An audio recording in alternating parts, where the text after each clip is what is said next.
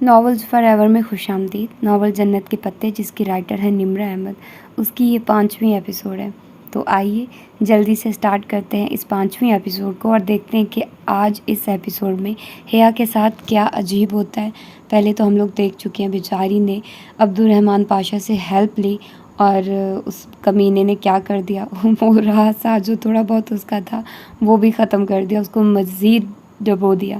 تو اس ایپیسوڈ میں دیکھتے ہیں کہ حیا کے ساتھ اب کیا ہوتا ہے، کیونکہ حیا بیچاری کے ساتھ کچھ نہ کچھ ہو ہی رہا ہے۔ ایسی وہ کوئی منحوس لڑکی ثابت ہو رہی ہے کہ اس کے ساتھ کچھ نہ کچھ، جب سے ناول سٹارٹ ہوا ہے کچھ نہ کچھ ہو رہا ہے، کچھ نہ کچھ اس کے ساتھ ہوتا ہی رہتا ہے۔ تو آئیے اب دیکھتے ہیں کہ آگے کیا ہوتا ہے۔ وہ گہری نیند میں تھی، سیاہ گھپ اندھیرے میں، جب دور ایک چیختی ہوئی آواز نے سماعت کو چیرا۔ اندھیرے میں دراڑ پڑی، دور سے آتی آواز قریب ہوتی گئی۔ اس نے پلکیں جدا کرنی چاہی تو جیسے ان پہ بہت بوجھ تھا۔ بمشکل آنکھیں کھلی تو چند لمحے اسے حواس بحال کرنے میں لگے۔ اس نے ارد گرد دیکھا، ڈروم میں پرسکون سی نیم تاریخی چائے تھی، کونے میں مدھم سا نائٹ بلب جل رہا تھا۔ ڈی جے ٹالی اور چیری اپنے اپنے بستروں میں کمبل ڈالے سو رہی تھی۔ دیوار پہ آویزہ بڑے کلاک کی چمکتی سوئیاں رات کے 1 بجنے کا بتا رہی تھی۔ وہ چنگھاڑتی آواز ابھی تک آ رہی تھی۔ اس نے نیند سے بوجھل ہوتا سر دائیں طرف گھمایا، کہنی کے بل ذرا اوپر ہوئی اور تکیے تلے ہاتھ ڈال کر موبائل نکالا۔ اس کا ترکی والا موبائل بج کر اسی پل خاموش ہوا تھا۔ 2 مسڈ کالز۔ اس نے تفصیل کھولی تو چمکتی اسکرین پہ سے آنکھیں پل بھر کو چندھیائی۔ اس نے پلکیں سکیڑے، ہاتھ سے بال پیچھے ہٹاتے ہوئے اسکرین کو دیکھا۔ تایا فرقان موبائل، ساتھ بریکٹ میں 2 کا ہندسہ تھا۔ حیا نے اسکرین کے کونے پہ لکھے ٹائم کو دیکھا۔ رات کا 1 بج رہا تھا۔ یہاں 1 بجا تھا تو پاکستان میں 3 بجے ہوں گے۔ آدھی رات کو آنے والا فون اور مہمان کبھی اچھی خبر نہیں لاتے، اور نہ ریسیو کر سکنے والی کال اس برچھی کی مانند ہوتی ہے جو کوئی گھونپ کر نکالنا بھول گیا ہو۔ اس کی ساری نیند اور سستی پل بھر میں بھاگ گئی۔ تایا اس وقت کال کیوں کر رہے تھے؟ وہ ٹھیک تو تھے؟ اماں ابا راحیل سب ٹھیک تو تھے؟ پتہ نہیں کیا مسئلہ تھا۔ وہ تڑپ کر واپس کال ملانے لگی، پھر یاد آیا کہ اس میں بیلنس نہیں تھا۔ اس نے بے بسی سے اپنے پاکستانی موبائل کو دیکھا جو تکیے کے اس طرف رکھا تھا۔ اس میں بھی بیلنس ختم تھا، بلکہ اس فون میں تو ترکی آنے کے بعد بیلنس ہی نہیں ڈلوایا تھا۔ اس نے کمبل پھینکا اور سیڑھیاں پھلانگ کر نیچے اتری۔ وہ اپنے نائٹ سوٹ میں ملبوس تھی، گلابی چیک والا ٹراؤزر اور کھلا لمبا کرتا۔ ڈی جے موبائل دو اپنا۔ اس نے ڈی جے کے بنک پہ چڑھ کر اس کو جھنجھوڑا۔ وہ بمشکل ہلی۔ نیند مت خراب کرو میری، سیدھی جہنم میں جاؤ گی تم۔ ڈی جے نے بند آنکھوں سے بڑبڑاتے ہوئے کروٹ بدلی۔ اس کا موبائل وہیں تکیے کے ساتھ رکھا تھا۔ حیا نے موبائل جھپٹا اور نیچے اتری۔ تالی کے بنک کی کرسی کھینچ کر بیٹھی اور اپنے موبائل سے تایا کا نمبر دیکھ کر ڈی جے کے فون پہ ملانے لگی۔ فون نمبر حیا سلیمان کو کبھی زبانی یاد نہیں رہے تھے۔ نمبر ملا کر اس نے فون کان سے لگایا۔ لمحے بھر کی خاموشی کے بعد وہ مشینی نسوانی آواز ترکی میں کچھ بکنے لگی، جس کا مطلب یہ تھا کہ ڈی جے ذلیل کا بیلنس بھی ختم تھا۔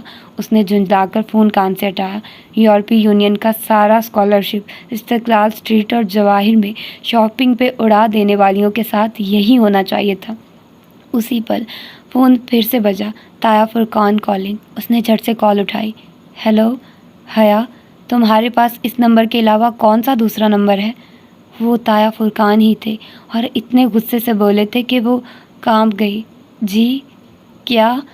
حیا میرے ساتھ بکواس مت کرو، مجھے بتاؤ تمہارے پاس دوسرا کوئی نمبر ہے؟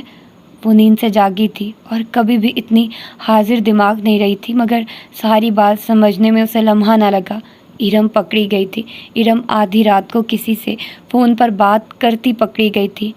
نہیں تایا ابا، میرے پاس یہی ایک نمبر ہے اور دوسرا یو فون کا جو آپ کے پاس آلریڈی ہے۔ تمہارے پاس موبی لنک کا کوئی نمبر ہے؟ نہیں تایا ابا، آپ بے شک ابا سے پوچھ لیں، یہ نمبر ان کے نام ہے اور میں نے دوسرا نمبر رکھ کر کیا کرنا ہے؟ اچھا ٹھیک ہے۔ انہوں نے کھٹ سے فون بند کر دیا۔ اس نے گہری سانس لے کر موبائل کان سے ہٹایا اور دوسرے ہاتھ سے چہرے پر آئے بال سمیٹ کر پیچھے کیے تو ارم فرقان اصغر پکڑی گئی تھی۔ میری ارم بھی تو ہے، مجال ہے جو بنا سر ڈھکے کبھی گھر سے نکلی ہو۔ وہ ارم کے لیے متاثر بھی تھی اور فکر مند بھی، مگر دور اندر دل کے اس پوشیدہ خانے میں جو کوئی شخص دنیا کو نہیں دکھاتا، اسے تھوڑی سی کمینی سی خوشی بھی ہوئی تھی۔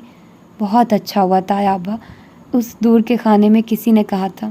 اب تو آپ کو بھی معلوم ہو گیا ہوگا کہ دوسروں کی بیٹیوں پہ انگلیاں اٹھانے والے لوگوں کے اپنے گھروں پہ وہ انگلیاں لوٹ کر آتی ہیں۔ بہت اچھا ہوا تایا ابا۔ صبح سویرے اٹھتے ہی وہ اسی کرتے ٹراؤزر پہ ایک ڈھیلا ڈھالا سا سویٹر اور شال لپیٹ کر دیا اسٹور آ گئے۔ بال اب اس نے کیچر میں باندھ لیے تھے اور اپنے گلابی کینچی چپل پہن لیے تھے۔ اسٹور سے اس نے کارڈ خریدا، ریچارج کیا اور موبائل پہ اماں کا نمبر ملاتی باہر کیفے کے برآمدے میں بچھی کرسی کھینچ کر بیٹھی۔ وہاں فاصلے فاصلے پہ گول میزوں کے گرد کرسیوں کے پھول بنے تھے۔ اسٹوڈنٹ صبح صبح یہاں ناشتہ کرنے آتے تھے۔ سامنے سبانجی کا خوبصورت فوارہ نصب تھا، گول چکر میں مکید فوارہ جس کی پانی کی دھار بہت اوپر جا کر نیچے گرتی تھی۔ اتنی صبح صبح فون کیسے کیا؟ خیریت؟ فاطمہ ذرا فکر مند ہو گئی۔ تو کیا میں آپ کو ایسے یاد نہیں کر سکتی؟ وہ آرام دہ انداز میں ٹانگ پہ ٹانگ رکھتی ذرا خفگی سے بولی۔ ہماری پاکستانی ایکسچینج اسٹوڈنٹ ہمیں عموماً مس بیل دیتی ہے یا پھر کسی SMS ویب سائٹ سے مفت کا SMS کر کے کال کرنے کا کہتی ہیں، تو ہم کال بیک کرتے ہیں۔ اس لیے اگر وہ علیل صبح خود فون کرے تو حیرت تو ہوگی نا۔ بس اماں، غربت ہی اتنی ہے، کیا کریں؟ وہ کینچی چپلوں میں مکید پیر جھلاتے ہنس کر بولی۔ ہاں، یورپی یونین نے وہ ہزاروں یوروز کا اسکالرشپ تو کسی اور کو دیا تھا نا۔ فاطمہ کی تشویش ختم ہو چکی تھی اور وہ اسی کے انداز میں بات کر رہی تھی۔ وہ تو رینی ڈیز کے لیے سنبھال کر رکھا ہے۔ کون سے رینی ڈیز؟ اسپرنگ بریک اماں، اور یہاں اسپرنگ بریک کے دنوں میں خوب بارش ہوتی ہے، اس لیے میں اور ڈی جے اسپرنگ بریک میں پورا ترکی گھومنے کا سوچ رہے ہیں۔ اور لگتا ہے آج کل آپ سائمہ تائی کی کمپنی میں رہ رہی ہیں، صبح ہی صبح طنز کیے جا رہی ہیں۔ اچھا سب کچھ چھوڑیے، یہ بتائیے گھر پہ سب خیریت ہے؟ ہاں سب ٹھیک ہے۔ تایا فرقان کی طرف بھی اس نے ہاتھ سے ویٹر کو اشارہ کیا۔ وہ قریب آیا تو اس نے مینیو کارڈ پہ بنے ڈونٹ پہ انگلی رکھی، پھر انگلیوں سے وکٹری کا نشان بنایا تو وہ سمجھ کر واپس مڑ گیا۔ ہاں کیوں؟ کسی نے کچھ کہا ہے؟ نہیں، مگر رات تایا کا فون آیا تھا۔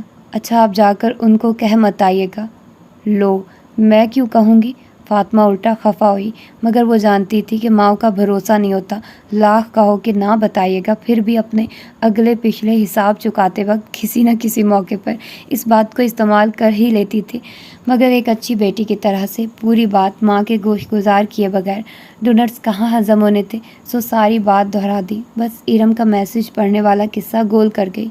اچھا، پتہ نہیں، ہمیں تو کچھ نہیں پتہ چلا۔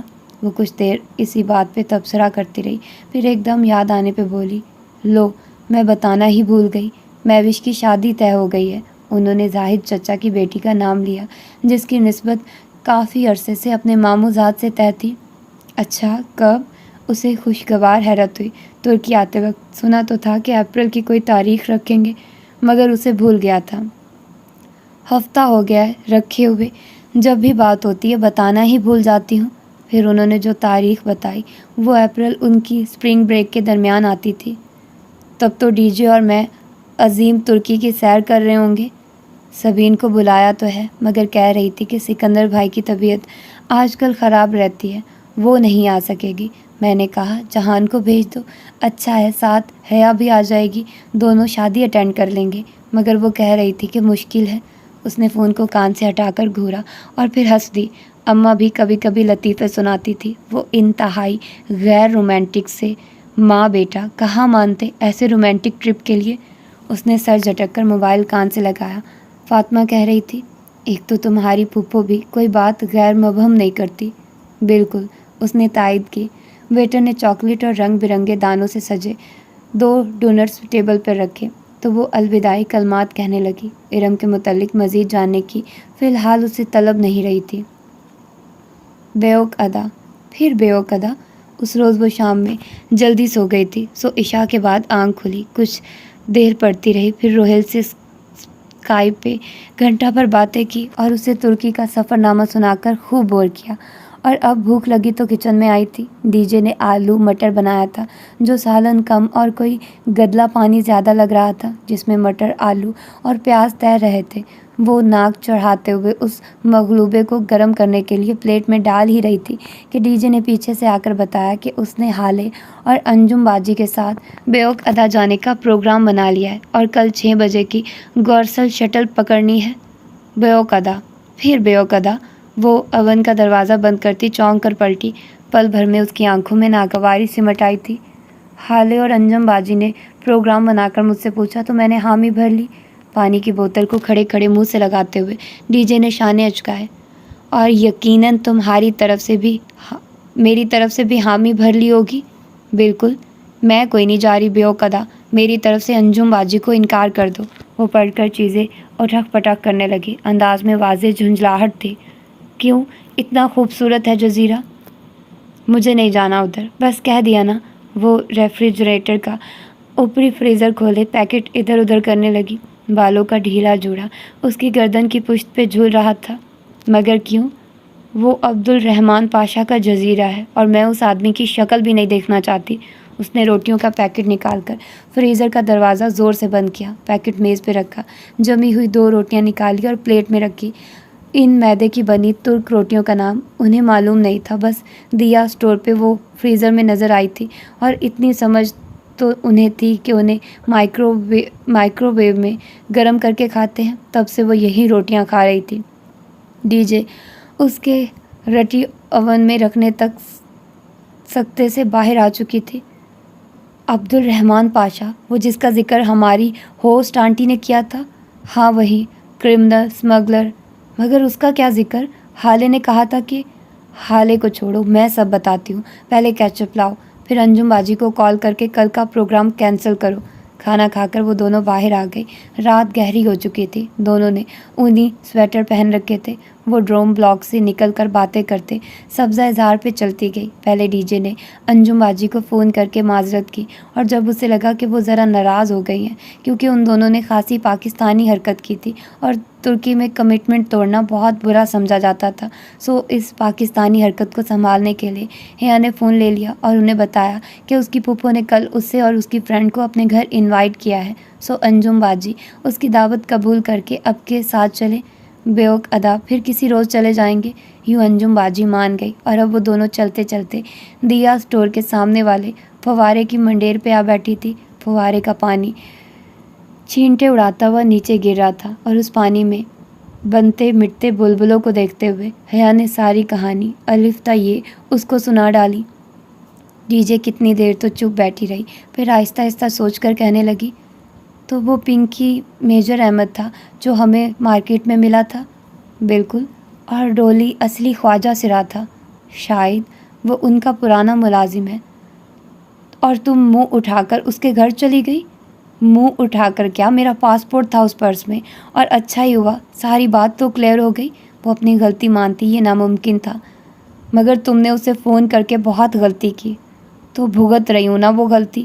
اس ظالم شخص نے یہ نہیں سوچا کہ جہان کے پاس اس ریسٹورنٹ کے علاوہ کچھ نہیں ہے، اور اس نے اسی کو تباہ و برباد کر دیا۔ اب یقیناً وہ اس کی لینڈ لیڈی کو شے دے گا کہ وہ ریسٹورنٹ واپس حاصل کر لے۔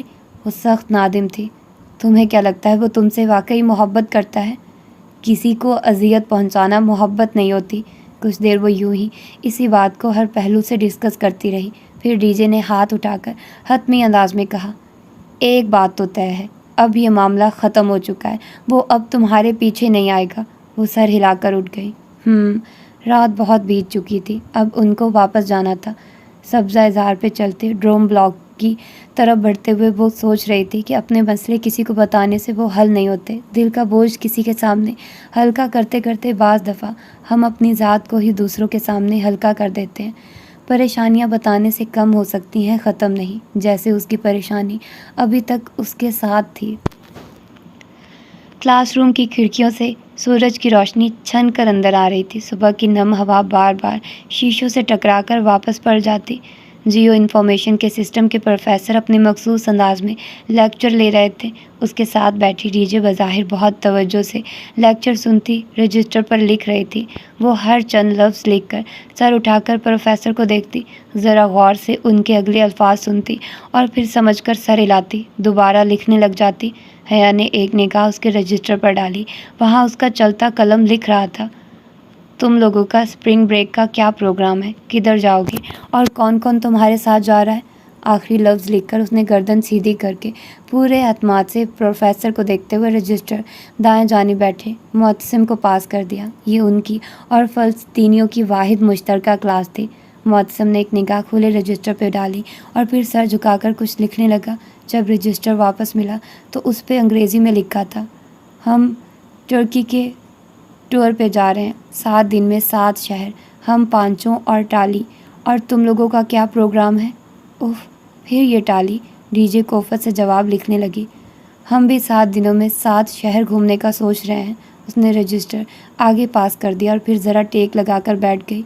मुअत्तसिम अब सफ़े पे चंद अल्फाज घसीट रहा था। तो हमारे साथ चलो ना। तुम लोगों को कब निकलना है। पहली छुट्टी वाले दिन। हमने दूसरी छुट्टी पे निकलना है, सो तुम्हारे साथ मुश्किल होगा। चलो फिर छुट्टियों के बाद मिलेंगे। No problem.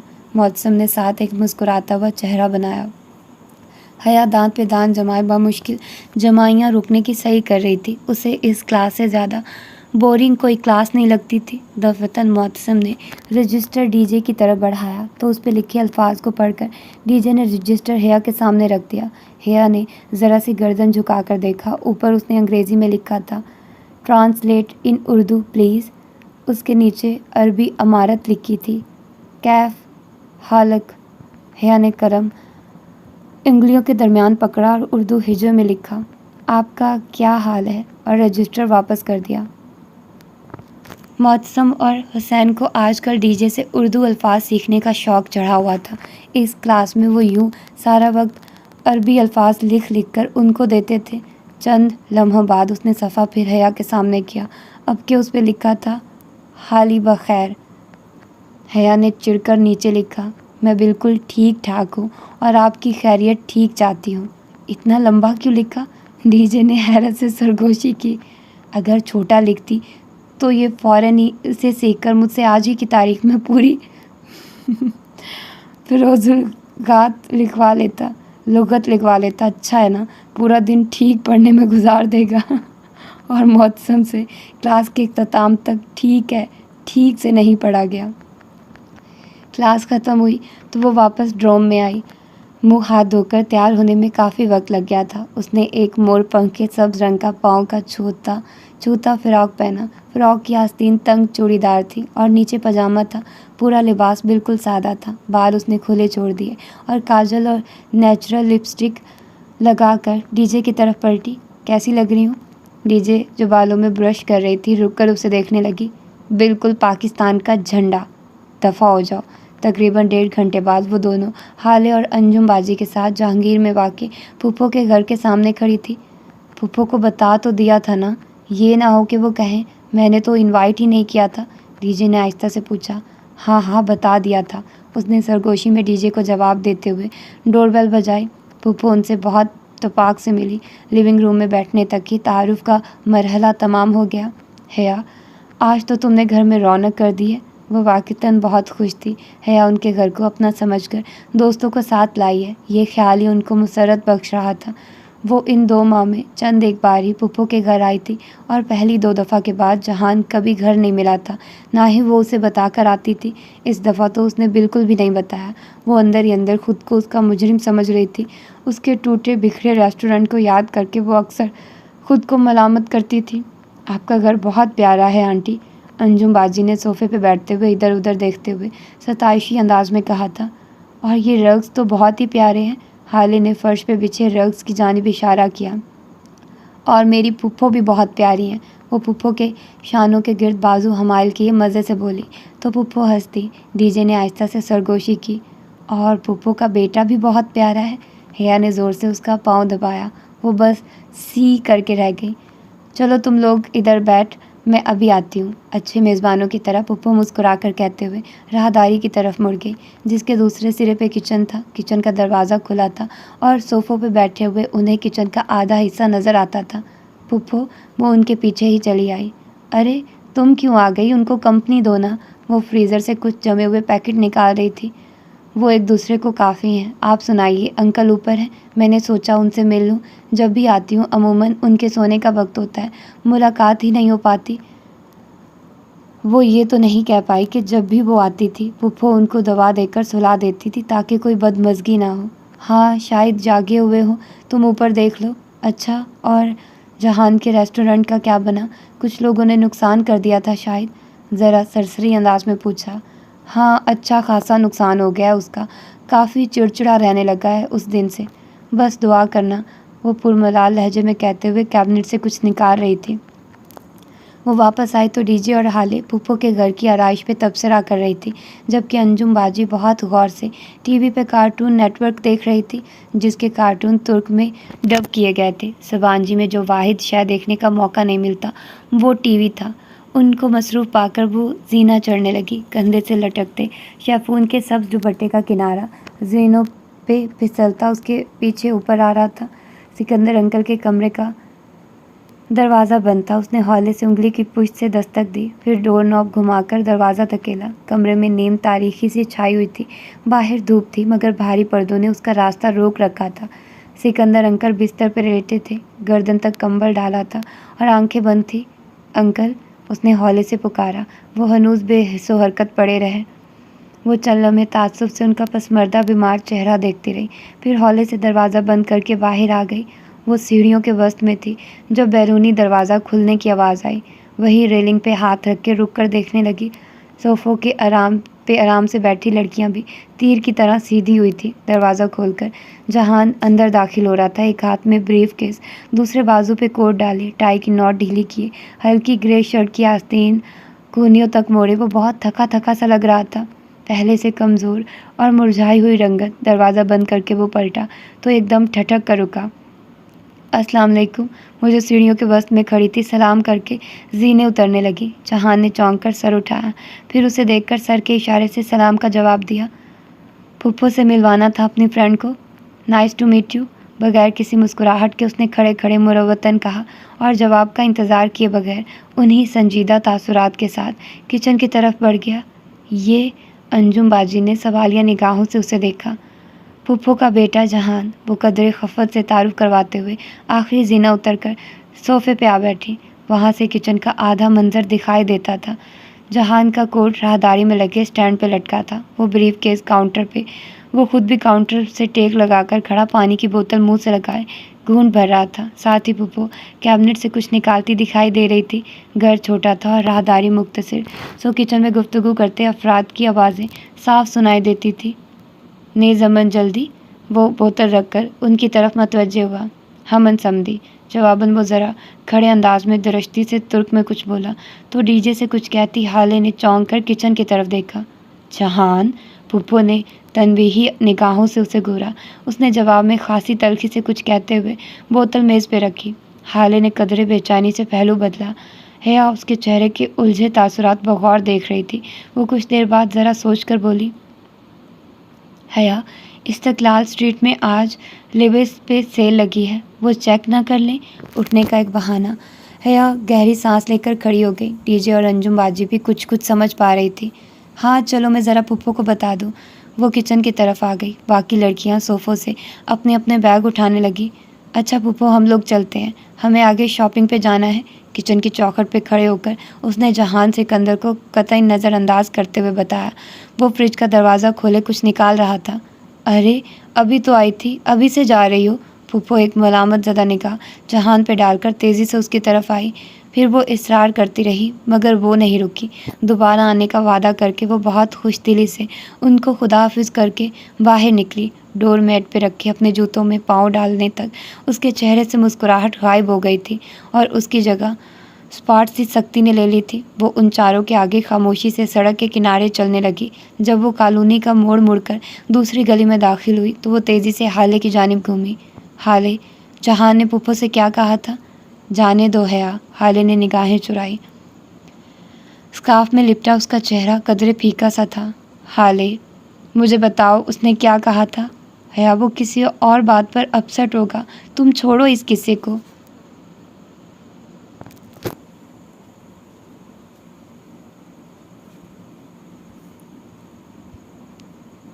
हाले नूर चौला ग्लव, मैं तुमसे कुछ पूछ रही हूँ। उसने कंधों से पकड़कर हाले को झंझोड़ते हुए उसका पूरा नाम लिया। चौलव यानी कि इस गांव की हाले नूर। अच्छा ठीक है, फिर सुनो। उसने पहले पूछा कि ये कब आई हैं, फिर कहा कि इनके लिए इतना फैलावा करने की क्या ज़रूरत है, और उसने कहा कि मैं सारा दिन कुत्तों की तरह इसलिए नहीं कमाता कि आप यूँ ज़ाया कर दे। उसके कंधों पे रखे हया के हाथ नीचे जा गिरे। बहुत आहिस्ता से वो पड़ गई। हया, छोड़ दो। अंजू बाजी ने पीछे से कंधा थपथपाकर उसे तसल्ली दी। छोड़ ही तो दिया है। आज के बाद मैं कभी पुप्पो के घर कदम नहीं रखूंगी। वो इतनी अर्जा तो नहीं है, मैं इतनी अर्जा तो नहीं हूँ कि मेरे मगरूर रिश्तेदार मेरी यूँ तौहीन करें। वो कोट की जेबों में हाथ डाले सीध में देखते हुए उनके आगे चलती जा रही थी। आज उसका दिल बहुत बुरी तरह दुखा था। रात सबांजी के गर्दो नवाह पे अपने पर फैलाए हुए थी। सब्ज़ा इज़ारों पर जमी बर्फ़ अब पानी बनकर झील में बहती थी। बाहर की ताज़ा हवा हर सू फूल खिला रही थी। ड्रोम ब्लॉक्स की चौकोर खिड़कियाँ बाहर से रोशन दिखाई देती थी। रात बीत चुकी थी मगर हॉस्टल जाग रहा था। स्प्रिंग ब्रेक शुरू होने में चंद दिन ही थे और छुट्टियों से पहले ये उनकी ड्रोम में आखिरी रातें थी। फिर बारी बारी सबको अपने अपने टूर पे निकल जाना था। खदीजा, हेया, टाली और चैरी के ड्रोम में रौनक अपने अरूज पे थी। हेया की कुर्सी पे स्विट्ज़रलैंड्स की सारा एक्सटेंशन का रिसीवर कान से लगाए बैठी थी। मुस्कुराहट दबाए उंगली पे सुनहरी बालों की लिट लपेटते हुए वो कह रही थी, मेरा फेवरेट कलर तो ब्लू है। ओह, तुम्हारा भी यही है मोमिन। वो कहने के साथ बामुश्किल हंसी रोके हुए थी। मोमिन काफ़ी दिनों से उसकी तवज्जो लेने की कोशिश कर रहा था मगर वो उसको दिखाने के लिए हॉलैंड के लतीफ़ के साथ नज़र आती थी। लतीफ़ खालिस डिच और कैथोलिक था मगर अफ़गानिस्तान में पैदा होने के सबब उसके माँ बाप ने उसका नाम अपने किसी अफ़गान दोस्त लतीफ़ के नाम पे रखा था। यूँ वो तमाम फ़लस्तीनियों का बहुत अच्छा दोस्त बन चुका था सिवाय मोमिन के। सामने डीजे की कुर्सी पे हाले बैठी थी और उसके मुकाबिल काउच पे स्पेन की सैंड्रा थी। वो दोनों अपने दरमियान एक मैगज़ीन खोले तबसरा कर रही थी। इस थीम के साथ ये कंट्रास्ट कुछ ओवर लगेगा नहीं? हाले मुतज़ब्ज़िब सी सैंड्रा से पूछ रही थी। चेरी अपने बैंक की सीढ़ी के साथ खड़ी अपनी केपुआ ऑयल की आधी शीशी उनको दिखाते हुए बार बार नफ़ी में सर हिलाते हुए आई डोंट बिलीव दिस कह जा रही थी। किसी लड़की ने बाथरूम में रखा उसका तेल इस्तेमाल करके ऊपर चिट लगाकर माजरत कर ली थी कि चूँकि मैं जल्दी में हूँ सो पूछ नहीं सकी। और चेरी को जब से उन चंद बूंदों का गम खाया जा रहा था। इन चीनियों के दिल भी अपने कद की तरह होते हैं, छोटे और पस्त। टाली जो ऊपर अपने बंक पे बैठी हया को इसराइली नामा सुना रही थी, लम्हा भर को बात रोक कर चेरी को देखते हुए बोली, फिर सर झटक कर बात का वहीं से आगाज़ किया जहाँ छोड़ी थी। You know, in Israel we have such citrus that. टाली के नज़दीक दुनिया का सबसे रसीला फल इसराइल का था। सबसे मीठा पानी, सबसे खालिस शहद, सबसे खुशबूदार फल और सबसे सुहाना मौसम इसराइल का था। वो कहती थी इसराइल जन्नत है, मुकद्दस और बाबरकत सरजमीन है। और उसके जाते ही हया और डीजे उसके फ़िक्रे में यूँ तरमीम कर लेती कि फ़लस्तीन जन्नत है, मुकद्दस और बाबरकत सरजमीन है। अब भी हया बहुत इन्हमाक से दोनों हथेलियों पे चेहरा गिराए उसकी बातें सुन रही थी। जो भी था, इसराइल नामा सुनने में मज़ा बहुत आता था।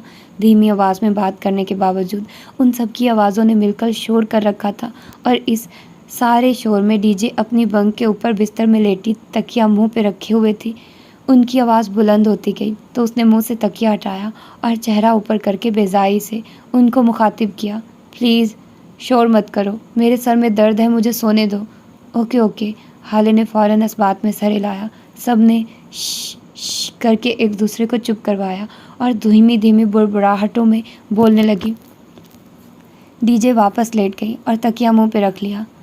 हाँ चांद, मैं चांद को ही कह रही थी।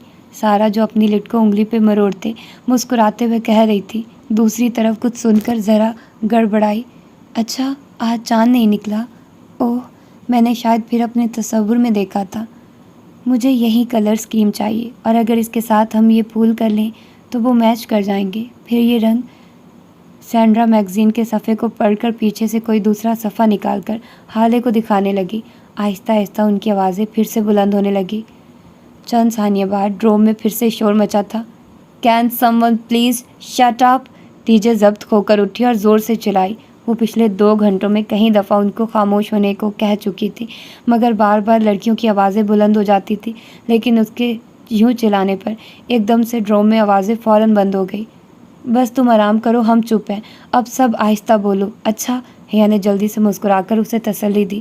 وہ کچھ بڑبڑاتے ہوئے واپس لیٹ گئی اور کمرے میں سب مدھم سرگوشیوں میں باتیں کرنے لگے۔ چند بھر مزید سرکے، پھر اسرائیل میں ہمارا مقدس درخت سب سے پہلے ٹالی کی آواز بلند ہوئی تھی، پھر سارا، پھر ہالے اور پھر چیری، جو ابھی تک سب کو متوجہ کرنے کی صحیح کرتے ہوئے انہیں بوتل دکھا رہی تھی۔ مطلب یہ کہاں کی اخلاقیات ہے کہ کسی کا تیل اس سے پوچھے بغیر استعمال کر لیا جائے۔ شور واپس لوٹ رہا تھا۔ ڈی جے ایک دم اٹھی، کمبل اتار کر پھینکا، بنک کی سیڑھیاں پھیلانگ کر اتری، اپنی میز پہ رکھا سویٹر گردن میں ڈالا، ساتھ رکھی 3 کتابیں اٹھائی، تہہ کردہ اینک کھول کر آنکھوں پہ ڈالی اور خاموشی سے کسی کی بھی طرف دیکھے بغیر باہر نکل گئی۔ اس نے اپنے پیچھے دھڑام سے دروازہ بند کیا تھا۔ ڈروم میں ایک دم سناٹا چھا گیا۔ سب نے ایک دوسرے کو دیکھا تھا۔ سارا نے بنا کچھ کہے ریسیور کریڈل پہ رکھ دیا۔ چیری نے خفت سے اپنی بوتل واپس بیگ میں رکھی۔ ہالے اور سینڈرا نے میگزین بند کر دیا۔ بہت سی نادم نگاہوں کے تبادلے ہوئے۔ وہ ناراض ہو گئی ہے، اب کیا کریں؟ ہالے بہت آہستہ سے بولی۔ ٹھہرو، میں اسے مناتی ہوں۔ حیا نے کمبل پرے ہٹایا اور بنک کی سیڑھیاں اتر کر نیچے آئی، میز پہ رکھا اپنا دوپٹہ اٹھایا اور چپل پہنتے ہوئے باہر نکل گئی۔ پیچھے کمرے میں ابھی تک سناٹا چھایا تھا۔ اسٹڈی ساتھ ہی تھی، اسے پتا تھا ڈی جے وہیں ہوگی۔ اس نے دروازہ دھکیلا تو وہ کھلتا چلا گیا۔ وہ سامنے رائٹنگ ٹیبل پہ کتابیں پھیلائے بیٹھی تھی۔ چوکھٹ سے اس کا نیم رخ ہی نظر آتا تھا، پھر بھی وہ دیکھ سکتی تھی کہ وہ رو رہی ہے۔ اس کا دل ایک دم بہت زیادہ دکھا۔ وہ دبے قدموں چلتے ہوئے اس کے قریب آئی۔ D J? خدیجہ بائیں کن پٹی کو انگلی سے مسلتے چہرہ کتاب پہ جھکائے آنسو پینے کی کوشش کر رہی تھی۔ D J, we are really sorry. وہ کرسی کھینچ کر اس کے ساتھ بیٹھی اور اس کا ہاتھ تھامنا چاہا۔ ڈی جے نے سختی سے ہاتھ چھڑا لیا۔ اسے بے حد ملال ہوا۔ سوری یار، ہم نے تمہارا خیال نہیں کیا، تمہاری طبیعت تو ٹھیک ہے؟ وہ جواب دیے بنا یوں ہی کنپٹی کو انگلی سے مسلتی کتاب پہ سر جھکائے بیٹھی رہی۔ سر میں درد ہے؟ اس نے ہولے سے پوچھا۔ ڈی جے نے اس بات میں سر ہلایا۔ ٹیبلٹ لی ہے کوئی؟ ہاں، وہ ہتھیلی کی پشت سے گیلے رخسار رگڑتے ہوئے بولی تو آواز بھاری تھی۔ صرف یہی بات ہے؟ اس نے غور سے اس کا چہرہ دیکھا۔ مجھے گھر یاد آ رہا ہے۔ تو رو کیوں رہی ہو؟ سیمیسٹر ختم ہونے کے بعد ہم نے گھر تو چلے جانا ہے نا؟ سیمیسٹر ختم ہونے میں بہت دیر ہے، اس نے چہرہ اٹھا کر بیچارگی سے اسے دیکھتے ہوئے کہا۔ اینک کے پیچھے اس کی آنکھیں آنسوؤں سے بھری تھی۔ دیر کہاں، فروری میں ہم ادھر آئے تھے، مارچ گزر گیا، اپریل گزر رہا ہے، مئی آنے والا ہے، جون میں ایگزامز ہوں گے اور جولائی میں ہم پاکستان ہوں گے۔ 5 ماہ تو ختم بھی ہو گئے۔ ڈی جے بھیگی آنکھوں سے مسکرا دی۔ کیا زندگی اتنی جلدی گزر جاتی ہے؟ اس سے بھی جلدی گزر جاتی ہے، ہمیں پتہ بھی نہیں چلتا اور ہمارا وقت ختم ہو جاتا ہے۔ اختتام، دی اینڈ، خلاص۔ اس نے ہاتھ جھاڑ کر جیسے بات ختم کی۔ ڈی جے چند لمحے ڈبڈبائی آنکھوں سے اسے دیکھتی رہی۔ حیا، میں نے کل اپنی امی کو خواب میں دیکھا تھا، وہ بہت بری طرح رو رہی تھی، اتنی بری طرح کہ میرا دل ڈل رہا ہے۔ پتہ نہیں گھر میں سب ٹھیک بھی ہیں یا نہیں۔ میں گھر کا آخری بچہ ہوں اور آخری بچوں کے حصے میں ہمیشہ بوڑھے ماں باپ آتے ہیں۔ میرا دل ان کے لیے دکھتا ہے حیا، میں سمجھ سکتی ہوں، مگر ہم کیا کر سکتے ہیں؟ 3 ماہ تو ہم نے یہاں گزارنے ہیں نا۔ ہم پاکستان چلے جائیں؟ تم جانتی ہو یہ ناممکن ہے، ہم نے کانٹریکٹ سائن کیا ہے، ہم 5 ماہ ختم ہونے تک ترکی نہیں چھوڑ سکتے۔ میں مستقل جانے کی بات نہیں کر رہی، بس چند دن کے لیے اسپرنگ بریک میں ہم اسلام آباد چلے جائیں۔ حیا نے گہری سانس لی۔ میری بھی کزن کی شادی ہے، مگر میں اسے قربان کر رہی ہوں صرف اس لیے کہ اگر ہم ابھی پاکستان گئے تو واپس آتے ہوئے ہمارا دل بہت خراب ہوگا، اور پھر یوں ترکی میں اکیلے گھومنے پھرنے کا موقع ہمیں کبھی نہیں ملے گا۔ اکیلے؟ ڈی جے نے استضاعیہ سر جھٹکا۔ تمہیں پتہ ہے ہم دونوں نے یہ اسکالرشپ پروگرام کے لیے کیوں اپلائی کیا تھا؟ کیونکہ ہم دونوں کو اکیلے آزادی سے وقت گزارنے کا شوق تھا، ایسی آزادی جس میں ابو اور بھائیوں کی روک ٹوک نہ ہو۔ مگر انسان آزاد تبھی ہوتا ہے جب وہ تنہا ہوتا ہے، اور یہی تنہائی قید کر لیتی ہے۔ ہر آزادی میں قید چھپی ہوتی ہے، جیسے اب ہم ترکی میں قید ہیں اور مجھے لگتا ہے ہم کبھی پاکستان واپس نہیں جا سکیں گے۔ ہیا نے جیسے تعصب سے نفی میں گردن ہلائی، پھر نگاہ میز پہ رکھی ٹی وی کی۔ ڈی جے کی موٹی سی فلسفے کی کتاب پہ پڑھی جس کے سرورق پہ سقراط کی تصویر بنی تھی۔ اس کی پیشانی پہ بل پڑ گئے۔ پرے ہٹاؤ اس بوڑھے انکل کو، اس کو پڑھ پڑھ کر تمہارا دماغ خراب ہو گیا۔ سقراط کو کچھ مت کہو، ڈی جے نے تڑپ کر کتاب پیچھے کی۔ افلاطون گواہ ہے کہ سقراط نے کس عظمت و بہادری سے زہر کا پیالہ پیا تھا۔ میری تو 7 نسلوں پہ احسان کیا تھا، وہ تنک کر کہتے ہوئے کھڑی ہو گئی۔ اور ہم کوئی پاکستان نہیں جا رہے، 7 دن اور ترکی کے 7 شہر، یہ پروگرام ہے ہمارا۔ ڈن؟ ڈن، ڈی جے مسکرا دی۔ اور سنو، آج ٹائم چینج ہو گیا ہے، گھڑی 1 گھنٹہ آگے کر لو۔ وہ ڈی جے کو نارمل ہوتا دیکھ کر ٹالی کا اسرائیل نامہ سننے واپس چلی گئی۔ اوہ نہیں، یہاں بھی وہی مشرف والا نیا ٹائم، پرانا ٹائم۔ ڈی جے نے جھنجھلاتے ہوئے کتاب کھول لی۔ اسے نئے ٹائم پرانے ٹائم سے زیادہ کوفت کسی شے سے نہیں ہوتی تھی۔ ٹاکسم اسکوائر کا مجسمہ آزادی بہار کے پھولوں کی خوشبو میں بسا ہوا تھا۔ صبح کا وقت تھا اور مجسمے کے گرد دائرے میں اگی گھاس پہ سرخ ٹیولپس کھلے تھے۔ فضا میں تازہ پکے پھلوں کی رسیلی مہک تھی۔ وہ دونوں اس ٹھنڈی میٹھی ہوا میں ساتھ ساتھ چلتی استقلال اسٹریٹ کی طرف بڑھ رہی تھی۔ دونوں نے سیاہ کوٹ پہن رکھے تھے اور بازو میں بازو ڈال رکھا تھا۔ وہ اتنی دفعہ استقلال اسٹریٹ آ چکی تھی کہ بہت سی دکانیں تو انہیں حفظ ہو چکی تھی۔ اس کے باوجود وہ آج تک اس طویل ترین گلی کے اختتام تک نہیں پہنچ سکی تھی۔ اس کے تمام دوست اور ڈروم فیلوز کل ہی اپنے ٹورز پہ نکل چکے تھے۔ انہوں نے آج سارا دن استقلال اسٹریٹ میں شاپنگ کر کے کل صبح کی بس سے کپادوکیا جانا تھا۔ آج وہ خوب بھاؤ تاؤ کر کے شاپنگ کرنے کا پروگرام بنا کر آئی تھی، کیونکہ ویسے بھی پاکستانی سیاحوں کے لیے ترک فوراً نرخ کم کر دیتے تھے۔ 7 دن، 7 شہر، کتنا مزہ آئے گا نا؟ ڈی جے نے چشم تصور سے خوبصورت ترکی کو دیکھتے آنکھیں بند کر کے کھولی۔ مزہ تو چھوٹا لفظ ہے ڈی جے، مجھے تو خود پہ رشک آنے لگا ہے۔ کیا زندگی اتنی حسین بھی ہو سکتی ہے؟ وہ دونوں استقلال اسٹریٹ میں داخل ہو گئی تھی۔ وہاں ہمیشہ کی طرح رش تھا۔ دونوں اطراف میں بنے ریسٹورنٹس اور دکانوں کی رونق عروج پہ تھی۔ ترکی کا نقشہ ہمارے پاس ہے، ہم روز ایک شہر جائیں گے، ایک رات ادھر قیام کریں گے اور پھر وہاں سے قریبی شہر کی بس پکڑ کر آگے چلے جائیں گے۔ یوں 7 دنوں میں ہمارے 7 شہر ہو جائیں گے، اور کپادوکیا میں ہاٹ ایئر بلون کی فلائٹ بھی لیں گے۔ کتنا مزہ آئے گا حیا، جب ہم بیلون کی ٹوکری میں بیٹھے اوپر فضا میں تیر رہے ہوں گے اور پورا ترکی ہمارے قدموں تلے ہوگا۔ وہ دونوں بہت جوش و جذبے سے منصوبے بناتے ہوئے آگے بڑھ رہی تھی۔ ایک طرف برگر کنگ کا بورڈ جگمگا رہا تھا۔ ڈی جے نے گردن موڑ کر اسے دیکھا۔ سنو حیا، جہان کو بھی ساتھ چلنے کو کہیں، اس کا تو نام بھی مت لو۔ وہ سامنے دیکھتے ہوئے آگے چلتی گئی۔ ابھی وہ اس کے ریسٹورنٹ کی شکل بھی نہیں دیکھنا چاہتی تھی۔ یار معاف کر دو نا، وہ کسی اور بات پر اپسٹ ہوگا، مگر میں اسی بات پر اپسٹ ہوں۔ کوئی ضرورت نہیں ہے اس سے ملنے کی۔ وہ اسے بازو سے کھینچ کر آگے لے گئی۔ میرا مائیگرین سارا ٹرپ خراب کرائے گا، ٹیبلٹ لی تھی مگر کوئی فرق نہیں پڑا۔ ڈی جے کو پھر سے سر میں درد ہونے لگا۔ اور میرا ٹرپ میرا غیر رجسٹرڈ فون خراب کرائے گا۔ اس نے کوٹ کی جیب سے حالے کا بھدا ترک فون نکال کر مایوسی سے اسے دیکھا۔ اس کی بیٹری جلدی ختم ہو جاتی ہے، وہاں دوسرے شہروں میں پتہ نہیں کیا حالات ہوں۔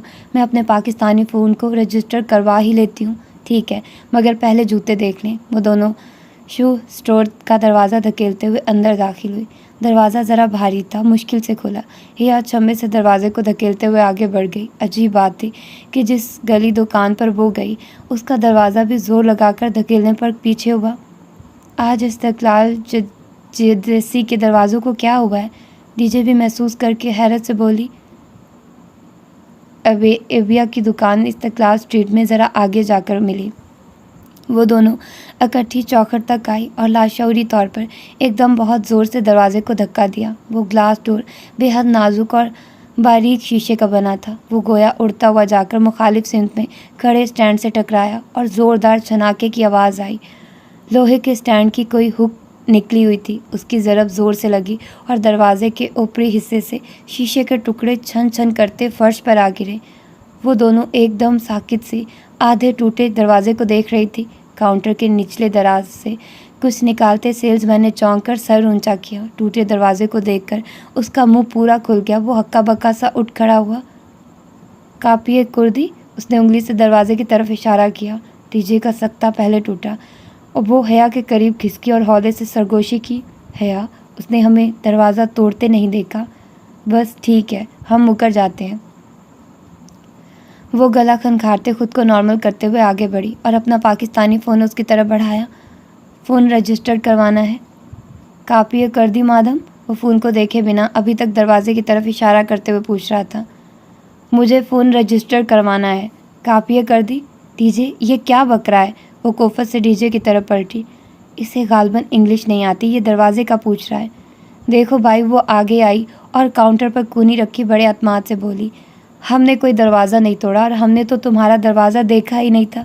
बिल्कुल, हमने तो कभी ज़िंदगी में दरवाजे नहीं देखे। हमारे घरों में दरवाजे होते ही नहीं हैं, लोग खिड़कियों से अंदर फलांगते हैं। मगर उनकी कोई बात उसकी समझ में नहीं आ रही थी। वो अब सदमे और दुख से सीने पे हाथ मारते दरवाजे को देखते हुए अल्लाह अल्लाह कहने लगा। तुर्क शदीद गम में यही करते थे। अच्छा, मेरा फ़ोन तो रजिस्टर कर दो। लड़का चल लम्बे गमगीनों कीना परवर निगाहों से उन्हें देखता रहा, फिर हाथ आगे बढ़ाया। पासपोर्ट? उन दोनों ने एक दूसरे को ज़रा तशवीश से देखा। ये पासपोर्ट सिर्फ फ़ोन के लिए मांग रहा है?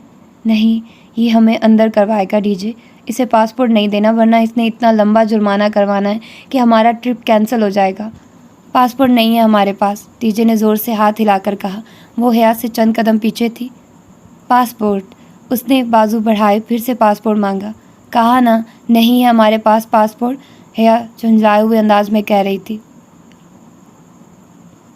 पासपोर्ट के बगैर रजिस्टर नहीं कर सकते। देखो, हम तुम्हें कुछ पैसे ऊपर दे देंगे।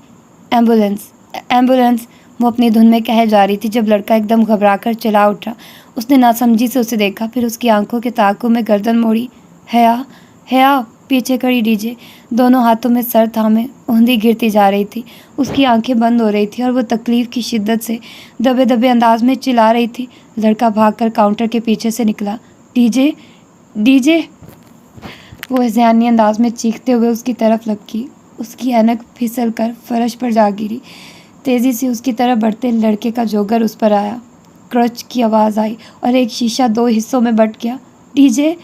डीजे, वो उस पर झुकी दीवाना वार उसे पुकार रही थी। डीजे की आंखें बंद हो रही थी। सारी दुनिया अंधेरे में डूब रही थी। अस्पताल का वो कॉरिडोर सर्द और वीरान था। संगमरमर का फर्श किसी मुर्दे की तरह सफ़ेद था, सफ़ेद, बेजान, ठंडा। वो बिल्कुल सीधी बैठी थी, साकित, जामिद सीध में किसी गैर मरे नुक्ते पर निगाहें मरकूज़ किए उसकी आंखों से आंसू टूट टूट कर गिर रहे थे। जब से डीजे ऑपरेशन थिएटर में थी, वो यूं ही उधर बैठी थी। ऑन ड्यूटी डॉक्टर ने कुछ बताया था कि खदीजा के ब्रेन में बैरी एन्यूरम्स थी, एक फूली हुई एन्यूरम्स जो फट गई थी। सब ऑर्गनाइड हेमरेज। डॉक्टर ने कहा था कि बैरी एन्यूरम्स फटने वाले मरीज़ों में से 80 से 90% की मौत वाक़ई हो जाती है। कम से कम 10% उम्मीद थी और वो उसी 10% उम्मीद को थामे बेंच पर बैठी थी। उसका जहन बिल्कुल मफलूज हो चुका था, जैसे भारी सिल से सर को कुचल दिया गया हो। फिर भी उसने कहीं से हिम्मत मुजतमा करके डीजे के घर वालों को फ़ोन कर दिया था। उसके बाप भाइयों की परेशानी, माँ के आंसू, वो कुछ नहीं समझ पा रही थी। उसके अब्बू तुर्की आने की कोशिश कर रहे थे और उसका भाई जो फ्रांस में मुकीम था वो भी रात तक पहुँच जाएगा। बस उसकी समझ में यही बात आई थी। बार बार कोई ना कोई उसे फ़ोन करता और वो हर बात के जवाब में भीगी आवाज़ से इतना ही कह पाती, मुझे नहीं पता। डॉक्टर बाहर नहीं आए। अब वो यूं ही नढाल सी बेंच पर बैठी थी। आंसू लड़ियों की सूरत आंखों से गिर रहे थे। 10% की उम्मीद। اس نے گود میں رکھے موبائل کو دیکھا۔ وہ کپ کپاتے ہاتھوں سے اٹھا کر پیغام لکھنے لگی۔ میں ٹاکسم فرسٹ ایڈ ہاسپٹل میں ہوں، ڈی جے کو برین ہیمریج ہوا ہے، تم فوراً آ جاؤ۔ اور جہان کو بھیج دیا۔ ان کے درمیان اگر کوئی تلخی تھی بھی تو اسے یاد نہیں تھی، اگر یاد تھی تو صرف اور صرف خدیجہ۔ اذان کا وقت ہوا تو وہ اٹھی اور وضو کر کے واپس ادھر آئی۔ کوٹ اس نے وہیں بینچ پر چھوڑ دیا اور اب نیلی قمیض کی آستینیں گیلے بازوؤں سے نیچے کر رہی تھی۔ چہرہ، ہاتھ اور ماتھے سے بال گیلے تھے۔ کیا زندگی اتنی جلدی گزر جاتی ہے؟ اس سے بھی جلدی گزر جاتی ہے۔ چند روز قبل کی 2 لڑکیوں کی گفتگو اسے یاد آئی تھی۔ وہ سلام پھیر کر تشہد کی حالت میں بیٹھی تھی۔ اس کا چہرہ مکمل طور پر بھیگا ہوا تھا اور یہ وضو کا پانی نہیں تھا۔ وہ دونوں ہتھیلیاں ملائے انہیں ڈبڈبائی آنکھوں سے دیکھ رہی تھی۔ میرے اللہ، وہ بے آواز رو رہی تھی۔ آپ کو پتہ ہے ڈی جے میری بیسٹ فرینڈ ہے، سب سے اچھی دوست، زارا، ارم، ان سب سے اچھی دوست۔ اسے ہم سے مت چھینیے۔ اس کے ماں باپ، وہ بوڑھے ہیں، وہ مر جائیں گے۔ آپ ہمیں ایسے مت آزمائیے، آپ ہمیں ڈی جے واپس کر دیں۔ میری 10% کی امید کو ہارنے مت دیں۔ وہ ہتھیلیوں پہ چہرہ جھکائے ہولے ہولے لرز رہی تھی۔ شیفون کا نیلا دوپٹہ سر سے پھسل کر گردن کی پشت تک جا گرا تھا۔ میں بہت اکیلی ہوں، میرے پاس ابھی کوئی نہیں ہے سوائے آپ کے۔ میرے پاس بجانے کے لیے کوئی گھنٹی نہیں ہے، کھٹکھٹانے کے لیے کوئی دروازہ نہیں ہے، ہلانے کے لیے کوئی زنجیر نہیں ہے۔ میری پہلی امید بھی آپ ہے، آخری بھی آپ ہے۔ اگر آپ نے میری مدد نہ کی تو کوئی بھی میری مدد نہیں کر سکے گا۔ اگر آپ نے چھین لیا تو کوئی دے نہیں سکے گا، اور اگر آپ دے دیں تو کوئی روک نہیں سکے گا۔ آپ ہمیں ڈی جے کی زندگی واپس لوٹا دیں، آپ ڈی جے کو ٹھیک کر دیں۔ اس کے دل پر گرتا ہر آنسو اندر ہی اندر داغ لگا رہا تھا، جلتا سلگتا ہوا داغ۔ اس کا دل ہر پل زخمی ہوتا جا رہا تھا۔ اللہ تعالیٰ، میرے پاس کوئی نہیں ہے جس سے مانگ سکوں، اور آپ کے علاوہ کوئی نہیں ہے جو مجھے کچھ دے سکے۔ میری ایک دعا مان لیں، میں زندگی پر کچھ نہیں مانگوں گی، کوئی خواہش نہیں کروں گی۔ آپ ہمیں ڈی جے کی وہ زندگی واپس لوٹا دیں۔ میں ہر وہ کام کروں گی جو آپ کو راضی کرے اور راضی رکھے۔ میں آپ کو کبھی ناراض نہیں کروں گی۔ آپ ڈی جے کو ٹھیک کر دیں پلیز۔ وہ ہاتھوں میں چہرہ چھپا کر پھوٹ پھوٹ کر رو رہی تھی۔ وہ زندگی میں کبھی اتنی اکیلی نہیں ہوئی تھی جتنی آج تھی۔ وہ کبھی اتنی بے بس، اتنی لاچار بھی نہیں رہی تھی جتنی اس وقت تھی۔ کتنے گھنٹے گزرے، کتنی گھڑیاں بیتی، اسے کچھ یاد نہیں تھا، بس اندھیرا چھا رہا تھا۔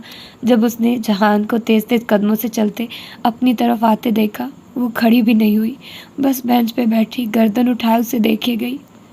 تم نے مجھے پہلے کیوں نہیں بتایا؟ اب کیسی ہے وہ؟ ہوا کیا تھا؟ وہ پھولی سانسوں کے درمیان کہتے ہوئے اس کے ساتھ بیٹھا۔ وہ اتنا ہی پریشان تھا جتنی وہ۔ بیری انورزم پھٹ گیا تھا جس کے نتیجے میں سب آرکنائڈ ہیمریج۔ اسے خود جو سمجھ میں آیا تھا وہ بتانے لگی، بتا کر وہ پھر سے دونوں ہاتھوں میں سر دیے رونے لگی۔ وہ ٹھیک ہو جائے گی، تم ایسے مت رو۔ تم نے کچھ کھایا ہے؟ تم مجھے ٹھیک نہیں لگ رہی، میں کچھ لاتا ہوں۔ پھر وہ رکا نہیں، تیزی سے اٹھ کر چلا گیا۔ جب واپس آیا تو ہاتھ میں سینڈوچز کا پیکٹ اور جوس کی بوتل تھی۔ کچھ کھا لو، اس نے سینڈوچ نکال کر اس کی طرف بڑھایا۔ مجھ سے نہیں کھایا جائے گا، وہ نفی میں سر ہلانے لگی۔ اسی پل آپریشن تھیٹر کے دروازے کھلے۔ وہ تڑپ کر اٹھی۔ میں دیکھتا ہوں، اسے وہیں رکنے کا کہہ کر وہ آگے گیا اور باہر آنے والے سرجن سے ترک میں بات کرنے لگا۔ وہ بے قراری سے کھڑی ان دونوں کو باتیں کرتے دیکھے گئی۔ اوکے اوکے، وہ سر ہلا کر بات ختم کر کے واپس آیا۔ کیا کہہ رہا تھا ڈاکٹر؟ کیسی ہے ڈی جے؟ وہ آرام سے ہے، ابھی اسے شفٹ کر دیں گے، مگر تم ٹھیک نہیں ہو، ادھر بیٹھو۔ اسے واپس بینچ پر بٹھا کر اس نے سینڈوچ اس کی طرف بڑھایا۔ یہ کھاؤ۔ او جہان، وہ ٹھیک ہے، میری دعا قبول ہو گئی۔ اس نے نڈھال سے انداز میں سر دیوار سے ٹکا دیا۔ کچھ کھا لو حیا۔ اس کے اصرار پر اس نے بامشکل آدھا سینڈوچ کھایا اور تھوڑا سا جوس پی کر بوتل پرے ہٹا دی۔ جہان، میری دعا رد نہیں ہوئی، میں نے اتنی دعا کی تھی، یہ کیسے ہو سکتا ہے کہ کوئی اتنی دعا کرے اور وہ پوری نہ ہو؟ وہ کھوئے کھوئے انداز میں دور خلاؤں میں دیکھتے ہوئے کہہ رہی تھی۔ حیا، تھوڑا سا اور کھا لو ورنہ تمہاری طبیعت بگڑ جائے گی۔ نہیں، تمہیں پتہ ہے میں نے کبھی اتنے دل سے دعا نہیں مانگی جتنی آج مانگی تھی، پھر یہ کیسے ہوتا کہ پوری نہ ہوتی؟ اس کی آنکھوں سے پھر سے آنسو بہنے لگے۔ وہ خاموشی سے اسے دیکھے گیا۔ اب وہ مزید کچھ نہیں کھائے گی، اسے اندازہ ہو چکا تھا۔ وہ اب سامنے دیوار کو دیکھتے ہوئے بہتے آنسو کے درمیان کہہ رہی تھی، تمہیں پتہ ہے انسان کو کوئی چیز نہیں ہرا سکتی جب تک کہ وہ خود ہار نہ مان لے، اور میں نے آج امید نہیں ہاری تھی جہان، مگر بعض دفعہ قسمت ہرا دیا کرتی ہے۔ وہ بہت دھیرے سے بولا تو وہ چونکی۔ جہان اسے ہی دیکھ رہا تھا۔ ایک دم اس کا دل ڈوب کر ابھرا۔ جہان، حیا، ڈی جے کی ڈیتھ ہو گئی ہے۔ کوریڈور کا سناٹا یکدم سے ٹوٹا۔ پیچھے کہیں کسی اسٹریچر کے پہیوں کے چلنے کی آواز آئی تھی۔ وہ بنا پلک جھپکے جہان کو دیکھ رہی تھی۔ ہاتھ میں پکڑی ٹوٹی اینک پر اس کی گرفت سخت ہو گئی تھی۔ پسینے میں بھیگی ہتھیلی سے اینک کے شیشے پر دھند چھاتی جا رہی تھی، ٹھنڈی گیلی دھند۔ میری فرینڈز مجھے ڈی جے کہتی ہیں، لیکن چونکہ آپ میری فرینڈ نہیں ہیں اس لیے مجھے خدیجہ ہی کہیے۔ شام کی دھندلی سی چادر نے پورے استنبول کو اپنی لپیٹ میں لے رکھا تھا۔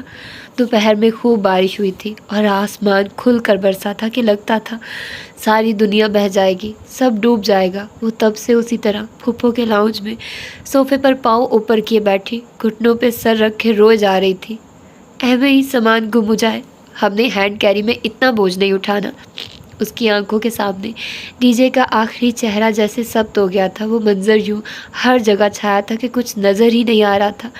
بے جان چہرہ، جیسے سارا خون نچڑ گیا ہو، بند آنکھیں، اسٹریچر پر ڈالا بے حس و حرکت وجود، وہ اس منظر میں مکید ہو گئی تھی۔ ایمی، برف نہ پڑے، خود تو برف باری دیکھ دیکھ کر اکتا چکے ہیں، ہمیں تو دیکھنے دیں۔ اسی رات ڈی جے کا بھائی پہنچ گیا تھا اور 2 دن تک کلیئرنس مل گئی تھی۔ آج دوپہر وہ اس کی میت لے کر پاکستان روانہ ہو گئے تھے۔ تب اسے جہان اور پھپھو اپنے ساتھ لے آئے تھے۔ وہ اس وقت سے یوں ہی بیٹھی تھی، نہ کھاتی تھی نہ کوئی بات کرتی تھی، بس روئے چلی جا رہی تھی۔ اس کا غم بہت بڑا تھا۔ سامنے والے کمرے میں بڑے ہینڈسم سے لڑکے رہتے ہیں، میں نے انہیں کمرے میں جاتے دیکھا ہے۔ سارے دن میں اگر اس نے کوئی بات کی بھی تھی تو یہ کہ مجھے پاکستان جانا ہے، میری سیٹ بک کروا دے، میں نے ادھر نہیں رہنا۔ کچن میں پھپھو اور جہان کھڑے یہی بات کر رہے تھے۔ ان کی دبی دبی آوازیں اس تک پہنچ رہی تھی مگر وہ نہیں سن رہی تھی۔ اس کی دلچسپی ہر شے سے ختم ہو گئی تھی۔ مگر میں کیسے جا سکتا ہوں اس کے ساتھ، اور وہ اکیلی کیسے جا سکتی ہے؟ اسے کل سے بخار ہے، حالت دیکھی ہے تم نے اس کی؟ میں اسے اکیلا بھیجوں تو اپنے بھائی کو کیا منہ دکھاؤں گی؟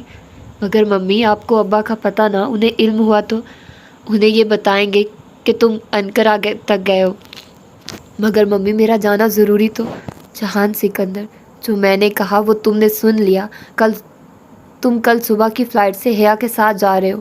وہ اسی طرح گھٹنوں میں سر دیے رو رہی تھی۔ ارد گرد کیا ہو رہا تھا اسے نہیں پتا تھا۔ اس کا دل ایسے بری طرح ٹوٹا تھا کہ ہر شے سے دلچسپی ختم ہو چکی تھی۔ پارک ٹاورز، ایشیا کا سب سے بڑا شاپنگ مال، اس نے کون سا جا کر چیک کر لینا ہے، تھوڑا سا شو مارنے میں حرج ہی کیا ہے۔ جب پھپھو نے آ کر یہ بتایا کہ جہان اس کے ساتھ جائے گا چاہے جتنے دن بھی لگے، تو بھی اس نے کوئی جواب نہیں دیا تھا۔ اسے فی الحال جہان سکندر سے کوئی سروکار نہ تھا۔ ویسے تمہاری پھپھو کا کوئی ہینڈسم بیٹا ہے؟ تمہاری چمک دمک دیکھ کر یہ خیال آیا۔ ہر چیز جیسے سلو موشن میں ہو رہی تھی، آوازیں بند ہو گئی تھی، صرف حرکات دکھائی دے رہی تھی۔ وہ اتا ترک ایئرپورٹ پہ چھوٹے چھوٹے قدم اٹھاتی چل رہی تھی۔ اس کے ساتھ کوئی اور بھی چل رہا تھا مگر وہ اسے نہیں دیکھ رہی تھی۔ رہنے دو حیا، مجھے ابھی ورلڈ کپ کا غم نہیں بھولا۔ جہاز دھیرے دھیرے محو پرواز تھا۔ کھڑکی کے پار مرمرا کے سمندر پہ بادل تیرتے دکھائی دے رہے تھے، نرم روئی کے گالوں کی طرح سرمئی بادل۔ ان میں اتنا پانی لدا تھا جتنا اس کی آنکھوں میں تھا، یا شاید اس کے آنسو زیادہ تھے۔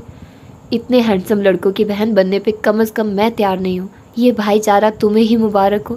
اس نے خود کو ایئرپورٹ پہ ابا کے سینے سے لگتے بے تحاشا روتے ہوئے محسوس کیا۔ وہ اس کا سر تھپکتے ہوئے کچھ کہہ رہے تھے، کچھ ایسا کہ بس اب وہ ان کے پاس رہے گی، اب وہ اس کو واپس نہیں بھیجیں گے۔ چیزیں وقتی ہوتی ہیں، ٹوٹ جاتی ہیں، بکھر جاتی ہیں، رویے دائمی ہوتے ہیں، صدیوں کے لیے اپنا اثر چھوڑ جاتے ہیں۔ انسان کو کوئی چیز نہیں ہرا سکتی جب تک کہ وہ خود ہار نہ مان لے، اور تم نے آج ایک ٹوٹے ہوئے جنجر بریڈ ہاؤس سے ہار مان لی۔ وہ اماں کے ساتھ ڈی جے کے گھر میں تھی، وہاں ہر طرف کہرام مچا تھا۔ اس کی امی اور بہنوں کا بلک بلک کر رونا، ماتم بین، سسکیوں کی آوازیں، چیخیں، जवान मौत थी और गोया पूरी दुनिया उधर इकट्ठी हो गई थी। वो किसी को दिलासा ना दे सकी, बस एक कोने में बैठी बेआवाज़ रोती गई। अच्छा फिर सोच लो, वो अब भी शादीशुदा है। नमाज जनाजा पिछले रोज़ ही अदा की जा चुकी थी, मगर गम अभी भी पुराना नहीं हुआ था। खदीजा की बहनें उससे उसके बारे में पूछती थी, मगर वो किसी को कुछ बता नहीं पा रही थी। सारी बातें ख़त्म हो गई थी। दुनिया बर्फ़ का ढेर बन गई थी, मरमरा के समंदर पे तैरती बर्फ़ का ढेर। क्या ज़िंदगी इतनी जल्दी गुजर जाती है? इससे भी जल्दी गुजर जाती है, हमें पता भी नहीं चलता और हमारा वक्त ख़त्म हो जाता है। इख्तिताम, दी एंड। आई एम सॉरी, मतलब मैं इतना रो रही हूँ, मुझसे बर्दाश्त नहीं हो रहा। और तुम लोग कह रहे थे कि मैं अमर बेल नावल पढ़ूँ, उसमें मैंने सुना है कि वो बहुत ज़्यादा दुखी है और मुझे इतना ज़्यादा रोना आ रहा है। हालांकि आई नो कि ये एपिसोड बहुत ज़्यादा शॉर्ट होगी, लेकिन मुझसे मज़ीद पढ़ा नहीं जा रहा है, तो मैं इसको इधर ही ख़त्म कर रही हूँ। और मुझे बहुत ज़्यादा रोना आ रहा है, बहुत ज़्यादा रोना आ रहा है। वो इतनी स्वीट लगती थी खदीजा, मतलब वो जब उसके सर में दर्द था ना, मैं तब से ही रोने लग गई थी, क्योंकि मैंने ये नावल पढ़ा हुआ है ना, तो मुझे आइडिया हो गया था कि उसके सर में दर्द क्यों हो रहा है, क्योंकि उसकी डेथ हो जानी थी बाद में और मुझे सारा पता था, तो इसीलिए मैं पहले ही रोने लग गई। मुझे पहले से ही रोना आ रहा था और मुझे बहुत ज़्यादा उसकी डेथ का दुख हुआ। मतलब हालांकि आई नो ये फ़िक्शन है, कोई रियल करैक्टर नहीं है, लेकिन मुझे बहुत ज़्यादा इस तरह की चीज़ों पर जल्दी रोना आ जाता है। मैं इस तरह के मामले में बहुत सेंसिटिव हूँ, हालांकि वैसे मैं बहुत मुश्किल से रोती हूँ। मुझे लगता है, मतलब अगर कोई दुखी बात हो तो तभी होता है।